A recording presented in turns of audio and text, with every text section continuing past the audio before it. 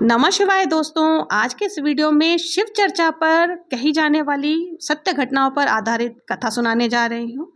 और कथा इस प्रकार है। किस्मत से ज्यादा कुछ नहीं मिलता। एक बूढ़ी माता थी, उसके एक बेटा और बहू थे। बेटा काम की तलाश में विदेश चला गया था, दूसरे शहर में वो काम करता। सास बहू अकेली रहती थी।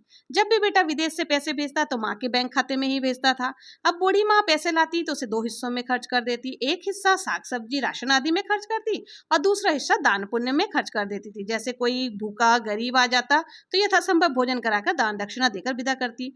पूजा पाठ मंदिर आदि में दान दक्षिणा क्या करती थी। बूढ़ी माता के इस प्रकार के दान पुण्य करने से उसके बहू को पसंद नहीं आता था। वो कहती कि मेरे पति इतनी मेहनत से पैसे कमाते हैं और मेरी सासू माँ से दान पुण्य में खर्च कर देती है, ये नहीं कि बैंक खाते में जमा करा दे, बाद में वो पैसे काम आएंगे। पर बूढ़ी माता यह सोचकर दान पुण्य करती कि अब मेरा बेटा कमाने लगा है, वो अपना भरण पोषण करने लायक हो गया है और घर में इतनी ज्यादा पैसों की दिक्कत नहीं है, इसलिए यह सोचकर वो दान कर दिया करती थी। लेकिन एक दिन उसकी बहू ने अपने पति से शिकायत कर दी कि तुम्हारी माँ पैसे बिल्कुल भी नहीं बचाती है, सारा पैसा दान पुण्य में लगा देती है। बेटे को विश्वास नहीं हुआ तो उसने अपनी माता जी से पूछा कि माँ तुम पैसों का क्या करती हो। तो बूढ़ी माता ने कहा कि आधे पैसे मैं घर खर्च में लगाती हूँ और आधे पैसे मैं भगवान के खाते में जमा कराती हूँ। बेटा पूछा भगवान का खाता क्या होता है। बूढ़ी माँ ने कहा जब घर आओगे तब बताऊंगी। जब बेटा घर वापस आया तो माँ से बोला, माँ आपने जो पैसे जमा किए हैं वो पासबुक मुझे दे दो, मैं पैसे निकाल लाता हूँ।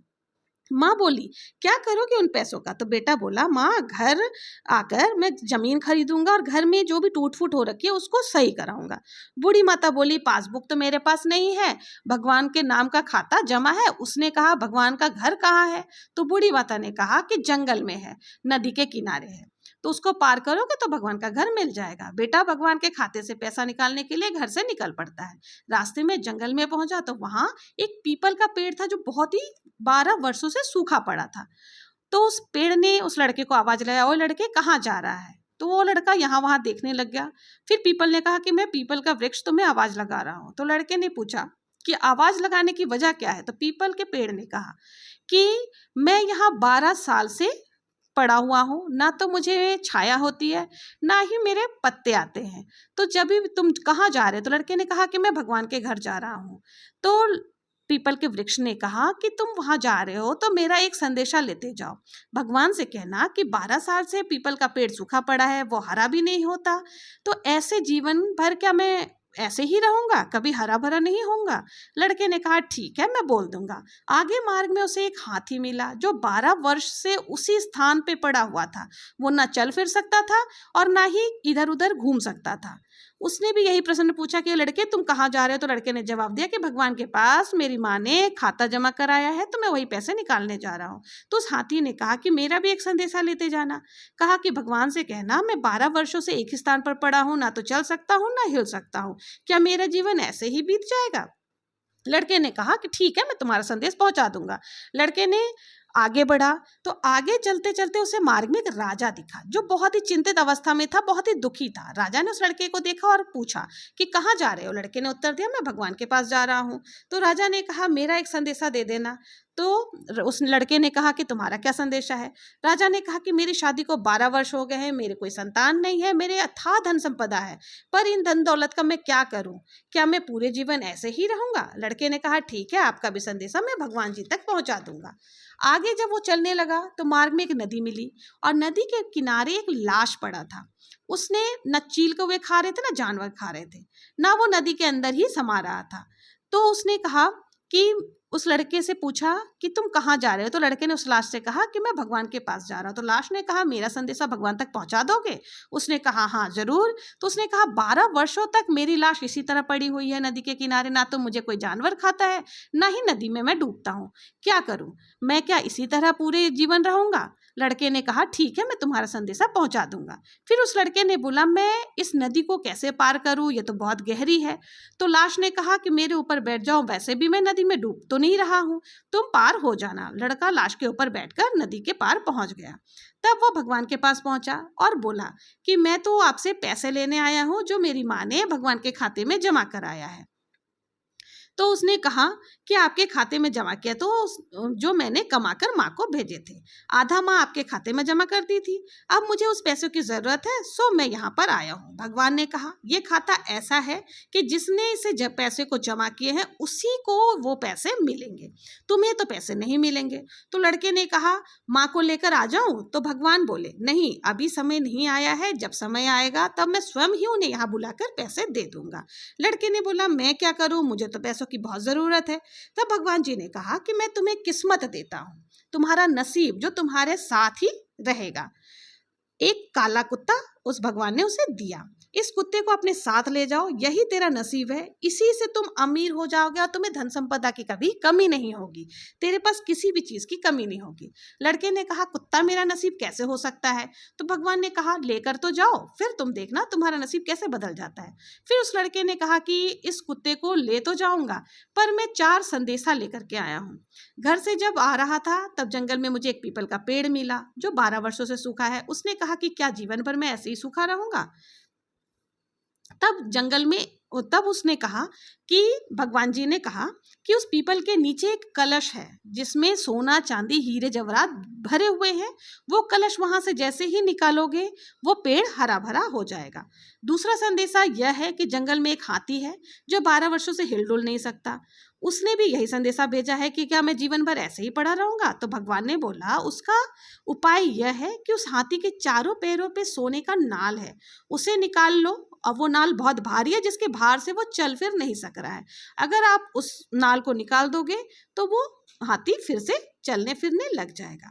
तीसरा संदेशा उसने बताया कि एक राजा है जिसके बहुत सारे धन संपदा है लेकिन उसके कोई औलाद नहीं है, और वो कह रहा था कि क्या मैं बिना औलाद के ही जीवन भर ऐसे ही रहूंगा? तो भगवान ने कहा कि उसके पास इतने दान पुण्य करने, इतने धन संपदा है पर उसने कभी दान पुण्य नहीं किया, जब वो किसी जरूरतमंद की मदद ही नहीं करा तो उसको कैसे उसका भला हो सकता है? तो उसे कहना कि तुम दान पुण्य करो और लोगों का भला करो तो तुम्हारी जो मुराद है वो पूरी हो जाएगी।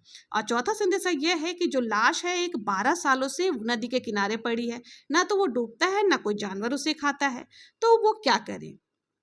तब भगवान ने कहा कि उस लाश को, वो जो इंसान है वो बहुत ही खराब इंसान था, उसने बहुत सारे पाप कर्म किए थे जिस कारण से वो दूसरों का हक को छीन कर उसको खाता था। झूठा बेईमानी उसके रग रग में भरी हुई थी और उसने ऐसा कुछ भी पूजा पाठ नहीं किया जिसके कि उसे मुक्ति मिल सके।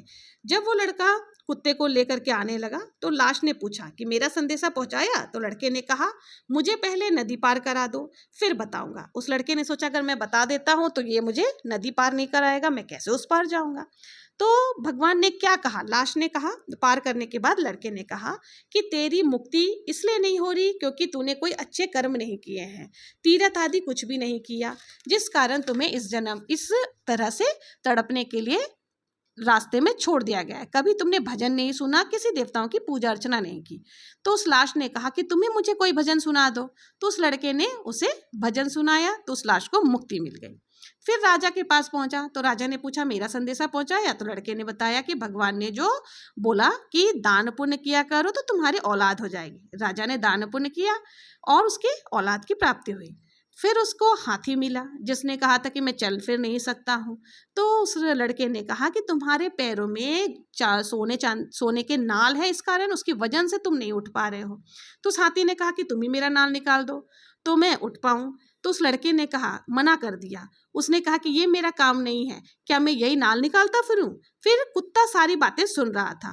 वो कुत्ते ने हाथी के पैर से बड़े मुश्किल से नाल निकाल दिए और वो चारों नाल को अपने साथ लेकर के लड़के के साथ चलने लग गया। रास्ते में पीपल मिला, पीपल ने भी पूछा कि मेरा संदेशा पहुंचाया? तो लड़के ने कहा हाँ, तुम्हारे जड़ में सोने का कलश गड़ा हुआ है जिस कारण तुम हरे भरे नहीं हो रहे हो। तो पीपल के पेड़ ने कहा तुम ही निकाल दो। तो लड़के ने फिर मना कर दिया, यह मेरा काम नहीं है। तो कुत्ते ने ये सारी बातें सुनी और कुत्ता खोद खोद कर कलश निकाल दिया। फिर वो लड़का कलश को वहीं छोड़कर आगे बढ़ने लगा तो कुत्ता उस कलश को भी अपने साथ ले लिया। ये काम कुत्ते ने किया, वो लड़के का नसीब था। अगर कुत्ता नहीं होता तो लड़के वो काम नहीं कर पाता और वो सोना का नाल भी वहीं रह जाती और जो सोने हीरा से जड़े हुए कलश थे वो भी वहीं रह जाता। फिर वो घर पहुंचा। घर पर उसकी पत्नी ने इतना धन देखा तो बहुत खुश हुई कि इतने सारे धन संपदा कैसे हो गए। रुपया नहीं मिला तो कोई बात नहीं, हमें धन तो बहुत मिला है। फिर कहने लगी कि बूढ़ी माता से इतना धन मिला है, चलो जरूरतमंदों को भोजन करा देते हैं। तो बूढ़ी माता ने कहा कि अच्छी बात है। बहू बोली कि मैं दूध लेकर के आती हूँ और खीर बना करके भगवान भोलेनाथ को भोग लगाऊंगी और फिर सभी लोगों को जिमाऊंगी। बहू ने खीर बनाया और उसे ढका नहीं। खीर में छिपकली गिर गई, किसी को भी पता नहीं चला। खीर में छिपकली गिर गई है यह किसी को पता नहीं चला, मगर कुत्ते ने देख लिया था कि खीर में छिपकली गिरी है। कुत्ते ने सोचा कि क्यों ना मैं इसे अगर जूठा कर देता हूँ या मुंह लगा देता हूँ, अगर मैंने इसको खाया तो मेरी भी मृत्यु हो जाएगी, तो मैं इसको अगर मुंह लगा देता हूँ तो कोई भी इस खीर को नहीं खाएगा और सब कोई बच जाएंगे। ऐसा सोचकर कुत्ते ने खीर को मुंह लगा दिया। जब कुत्ता खीर में मुंह डाला तो बहू ने देख लिया, उसे बहुत क्रोध आया। उसने जिस अंगीठी में खाना बनाया था उस अंगीठी में से एक लकड़ी निकालकर उस कुत्ते के सर पर मार दिया। कुत्ते की मृत्यु हो गई। उसके मरते ही जो किस्मत भगवान ने उस लड़के के साथ में कुत्ते के रूप में भेजा था वो समाप्त हो गया। किस्मत किस रूप में आ जाए कोई नहीं जानता, इसलिए कभी भी किसी बेजुबान को बिना कारण मारो मत। आपके द्वार पर अगर कोई जानवर आए उसे कुछ ना कुछ जरूर खिलाओ, और अगर कुछ नहीं खिला सकते तो उसे कभी भी मारना नहीं चाहिए। इस कहानी से यही पता चलता है कि किस्मत किस रूप में हमारे साथ आ जाए पता नहीं है, और किस्मत का लिखा कोई बदल नहीं सकता। तो ये थी शिव चर्चा की कथा। अगर आप लोगों को मेरी यह कथा पसंद आई हो तो इस तरह की और कथा सुनने के लिए मेरे चैनल को लाइक शेयर एंड सब्सक्राइब जरूर करें।